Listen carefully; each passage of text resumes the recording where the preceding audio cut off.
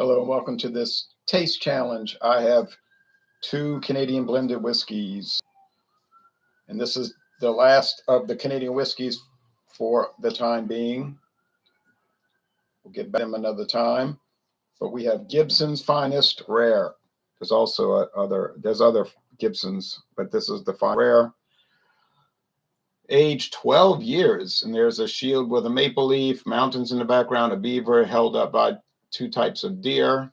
Whiskey made the time-honored way, aged for smoothness and richer taste. This is the newer label, made in Canada. Still got about half the bottle left, 45% of the bottle left. Taste fully aged. We stay true to the time-honored method of making whiskey the right way by aging it. Now you might say, why are you reading this? I could just look on their website. No, you can't. They only list it as one of the local brands on William Grant and Sons website. I put a link below. It doesn't say anything about it. Canadian whiskey must be aged a minimum of 3 years by law. Gibson's Finest Rare is tastefully aged 12 years to provide a richer flavor than other Canadian whiskeys. We know you'll enjoy the difference. Don't know when this hit the market, but it was decades ago at least. I read somewhere it said 1972, but I don't know. There's nothing official that I could find. I know this was 1987, McAdams premium quality blended Canadian whiskey.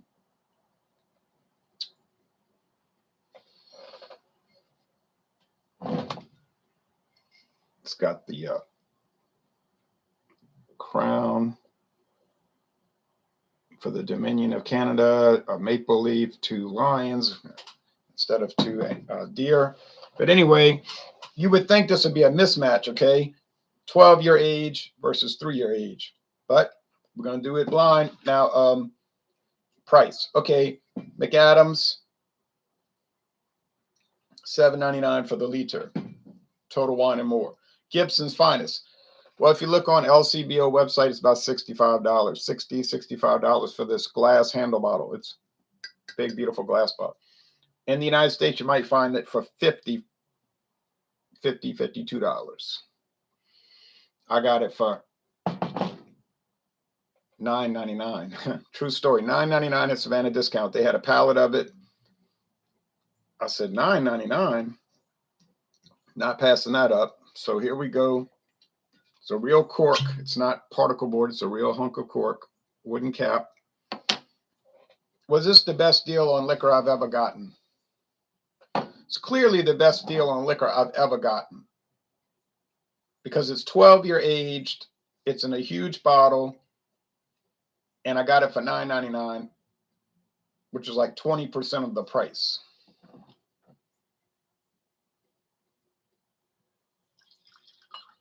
Now, it's true, a little bit too much. It's true, I got the caliber for $5 for a handle bottle, plastic bottle, caliber 5. But the regular price is $10.96. So I got it for a little over half price. And that's not sold at a high, it's not a high grade Canadian whiskey like this one. It's just it's not a premier brand. It's just a cheapo, but not a bad-o.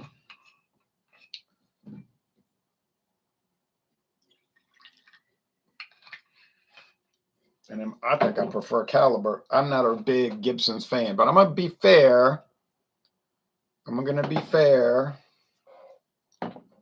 I don't take sides in these things. It doesn't really matter to me who wins. Now, I noticed they had the big handle bottles of Crown Royal today at Walmart. I just got back from Walmart. I had to go buy some things. Big handles for $45.99 in a gift pack with 2 glasses. One of my glasses broke. I just pulled it off the other one and it broke. It must have been cheap glass. But you can get a gift pack, $45.99 with 2 glasses at Walmart of Crown Royal. And that's what you're going to pay without the glasses. So if you buy Crown Royal, and that big bottle is going to be $45 to $48 without glasses. So those gift packs are the way to go. Let me tell you right now. International market has gift packs of the Southern Comfort Tabasco barrel, Tabasco sauce beer. And if you buy the gift pack, you get a free bottle of Tabasco sauce, buffalo wing sauce, I think, something like that. And it's $5. I don't know where International Market got that deal, but I would just get I wouldn't worry about the hot sauce or the glasses. I mean, they're nice to have, but if you're going to give a gift, okay.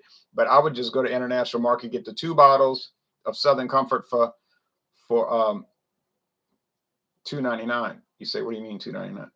It's buy one, get one free. All right. I don't want it. I've already had it. I don't want to be drinking all these liqueurs.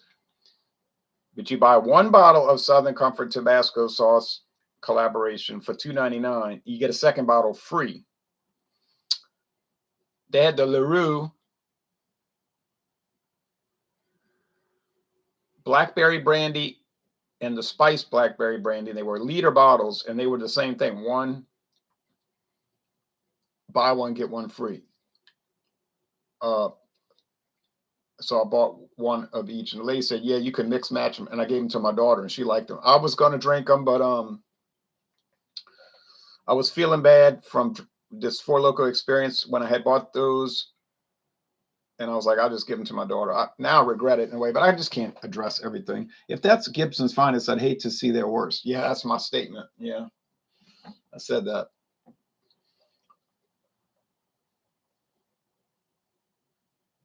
And I said that about another liquor. If that's the gold, I'd hate to see the silver or the bronze. Can't remember which one.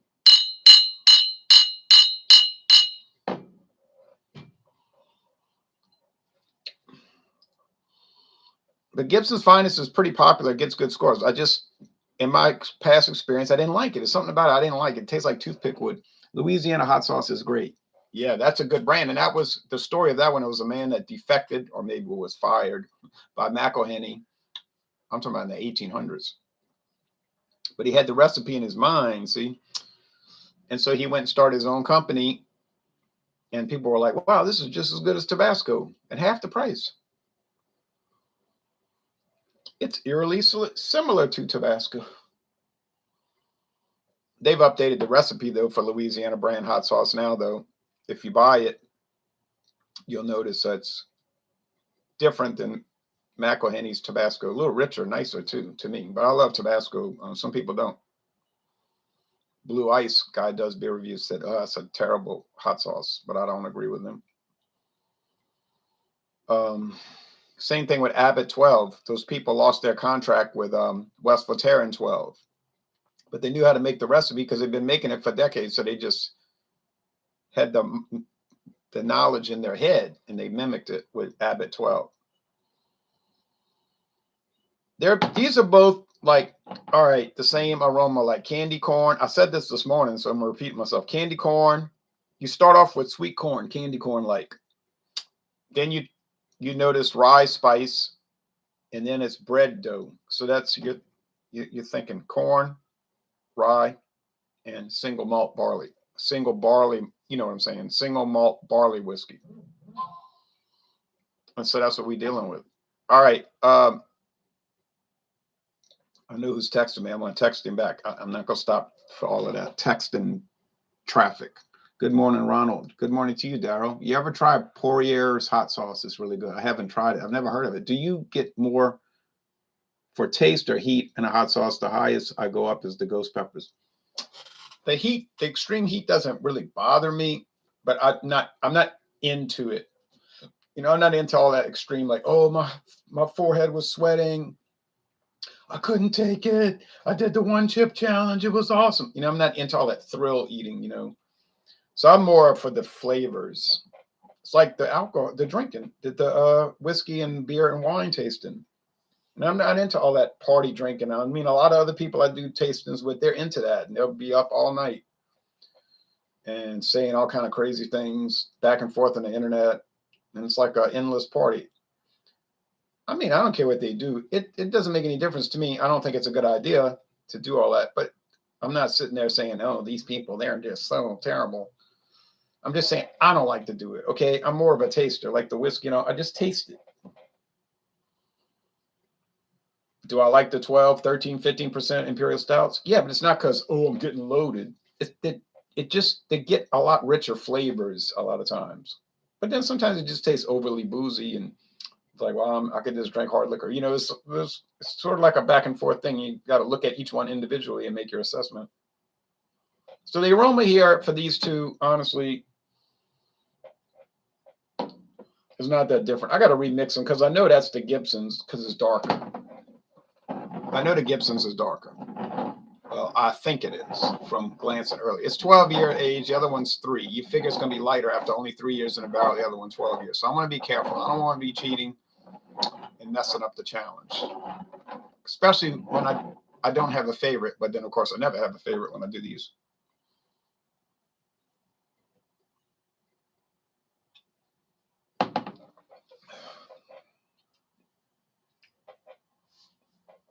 All right.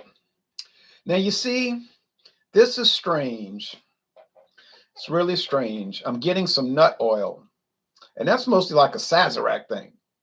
Sazerac loves their Canadian whiskeys. They have this weird nut oil almond extract thing. But Rich and Rare doesn't have it. I mean, Rich and Rare does have it. The Rich and Rare Reserve doesn't have it. But this one does. This might be the McAdams. Might be the McAdams.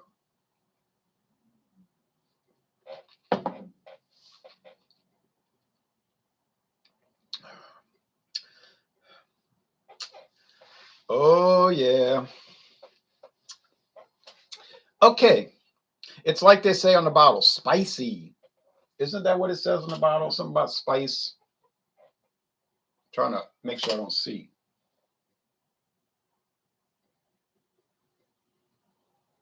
No, that must have been on Rich and Rare's. That must have been on Rich and Rare Reserve this morning. But somebody was talking about spicy. Yeah, it's spicy, but oh, that wood. Now, it's not really hitting me like toothpick wood so much today, like in a nasty, harsh way.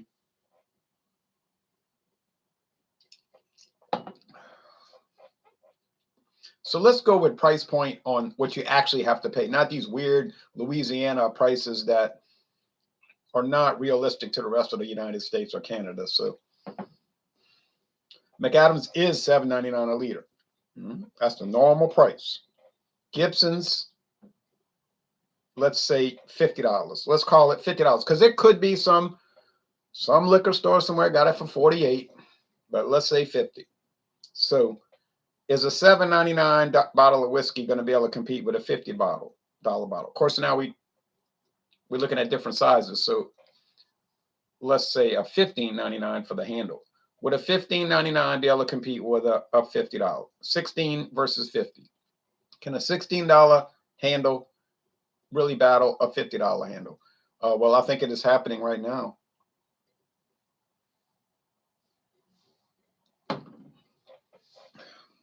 Is the McAdams world class or anything? No, but it's pretty nice. I like this nutty, creamy, pecany, walnutty. If it's walnut flavor thing, that's probably coming from white rum, which is confusing your mind. Like they're not adding almond extract in that, but this one today. Okay, now you remember when you do one whiskey against one, and one against another, and one against a third one, and this one against a fourth one, and this one against a fifth one.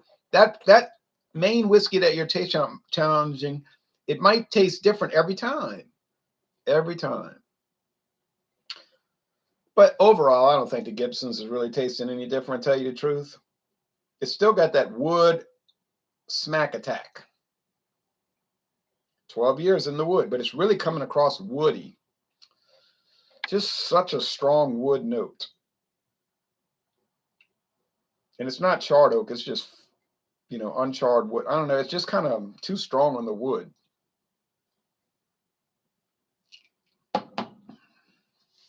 You might be saying, you're a wuss. Real men like wood notes in their whiskey. The woodier, the better. Get off the internet if you can't handle it. All right. I don't think that's a requirement when you're drinking products you have to like certain aspects. You either may like them or you may not, or you might be indifferent to it. It's like, I could take it or leave it, but I don't really care. Okay. This is not a requirement issue. This is not what you must or must not do. You drink and taste and consume or whatever you want to drink.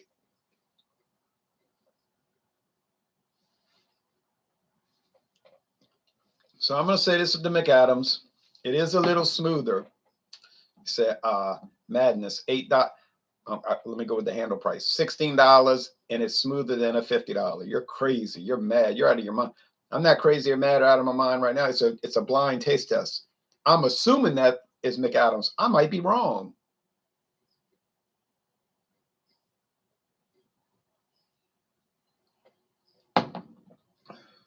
And if I'm wrong, that means McAdams 12-year won. I mean, restarted.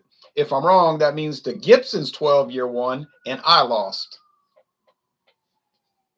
And when you're paying $50 a bottle, maybe it's better if I did lose. I'm not over here with some great fixation upon winning.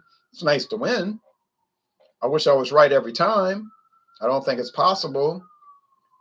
But it's probably better for me to lose and for you to win. Like, you paid the $50, so why not get a great whiskey? Or at least, well, very good. So let's go. I'm going to say, yes. Boy, that's sugary sweet. I like sweet things, though. But if you ask me, what does this whiskey mainly taste like? I say sugar. Sugar water. 40% sugar water. You got it, man. 40% sugar water. It's good sugar. It's good water. MCA. I sure hope it says that when I look. Kind of nervous. Ha ha ha ha ha. I'm so good at this right now. Might be a colossal failure Saturday morning, but oh yeah. Oh well.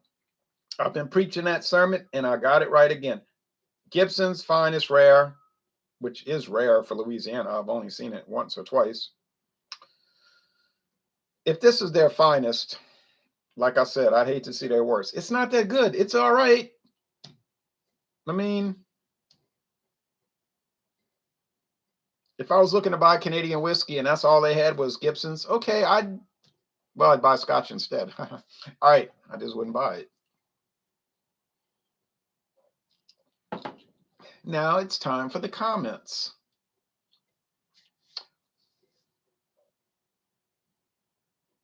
McAdams wins this one in a blowout, like Alabama versus Louisiana Lafayette. Yeah. Or Alabama versus Louisiana Monroe in 2004. Oh, remember? Alabama got beat by Louisiana Monroe in Tuscaloosa. And I remember Nick Saban was saying, well, there's tragedies in life. You're talking about that's a tragedy, you know, like 9/11 in Pearl Harbor. You just have to deal with it. So I was like, wow, here's some person that's really caught up in his profession.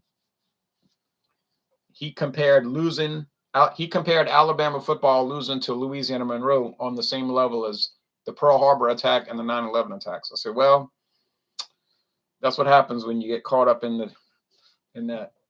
But it was kind of comical to see Louisiana. And I'm sure Nick Saban said relative a lot in this speech. He always says that. Well, it's an interesting question you ask relative to other questions. But on its own, it's an idiotic question. He gets kind of aggravated with people when they ask him pertinent questions. Louisiana has great prices for liquor, especially at Savannah Discount. Yes, yes, and yes. Have you ever reviewed a Chinese liquor? No. I've reviewed Chinese beer, however, quite a few. Yanjin, Qingdao Pure Draft. All those Chinese beers are good. Now, they might contain radioactive isotopes and metal shavings because Chinese food and beverage quality control has been known to leave a lot to be desired.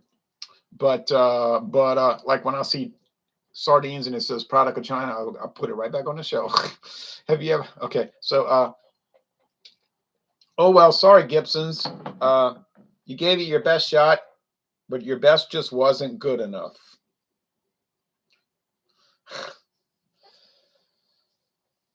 But now we move on to Ireland, which abruptly quit the Commonwealth of Nations in 1949 and didn't look back and didn't want to look back.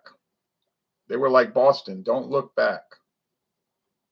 Northern Ireland still a British territory. So we're going to have the battle of the Irish Republicans versus the Irish. When I say Irish Republicans, I don't mean like the American Republican Party. I mean the ones that want to have a republic with their own president versus the loyalists, British loyalists who want to keep Queen Elizabeth II.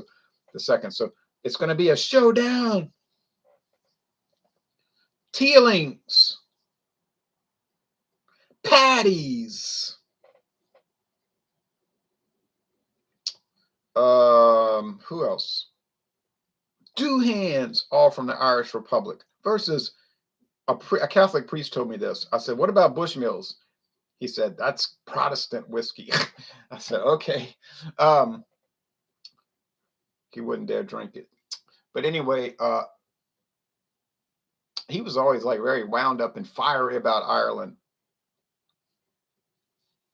Like he would always come in during the summertime when the other Irish priest was back home visiting his family in Ireland. And this priest, Father Terry, would say, you're celebrating your independence here on the July 4th.